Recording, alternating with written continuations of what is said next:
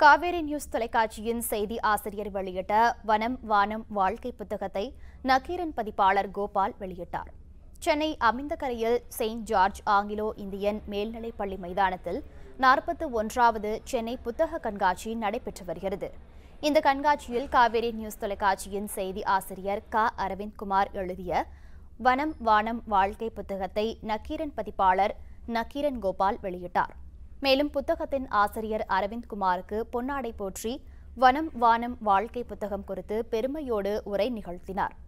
இதனைத் தொடர்ந்து பேசிய அரவிந்த்குமார் தன்னுடைய எழுத்து பயணத்தின் முதல் நிலை என்றும் இது மறக்க முடியாத தருணம் எனவும் கூறினார். தமது முதல் புத்தகத்தை நக்கீரன் கோபால் வெளியிட்டது மற்றற்ற மகிழ்ச்சி அளிப்பதாகவும் புதிய எழுத்தாளர்களை அங்கீகரித்து ஊக்கப்படுத்தும் நோக்கில் இந்த புத்தகத்தை நக்கீரன் பதிப்பகம் வெளியிட்டுள்ளதாகவும் நினைவு கூர்ந்தார்.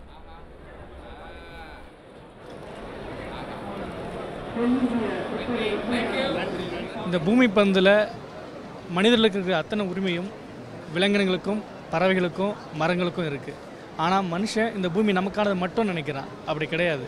விலங்குகளுக்கும் தண்ணீர் தேவை, பறவைகளுக்கும் தண்ணீர் தேவை, மரங்களுக்கும் தண்ணீர் தேவை. தண்ணீர் மட்டும் இல்லை, காற்று எல்லாருக்கும் பொதுவானது.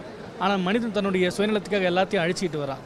அதை சுட்டி காட்டும் விதமாக எல்லாருக்கும் இயற்கை வளங்கள் பொதுவானதுன்றதை பேணி பாதுகாக்கிற விதமாக இந்த புத்தகம் எழுதப்பட்டிருக்கு.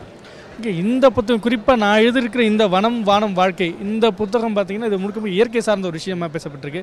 இயற்கை சார்ந்த ஒரிசா பாலன் ஒரு கடல்சார் ஆராய்ச்சியாளர் இப்போ கூட இருக்கிறாரு, 55 வரை வயது. அவர் வந்துட்டு முழுக்க இந்த தென்புலத்தார்ன்ற குழு மூலமா லெமூரியா கண்டம் தொடர்பான ஒரு ஆய்வில் ஈடுபட்டிருக்காரு. அவர் மிகுந்த அளவுக்கு ஒரு உடல்நலம் குன்றியும் பொருளாதார சிக்கல் இருந்தும் தன்னுடைய தேடலில் ஒரு முழுமையான ஒரு மனிதராக இருந்தார். அந்த மனிதரை நான் சந்தித்து பேசும்போது அவரை நான் ஒரு ஈர்ப்பாக எடுத்துக்கிட்டேன். கண்டிப்பாக எனக்கு இந்த புத்தகத்தில் எழுதுறதுல ஒரு உந்து சக்தியாக ஒரிசா பால் இருந்தார்.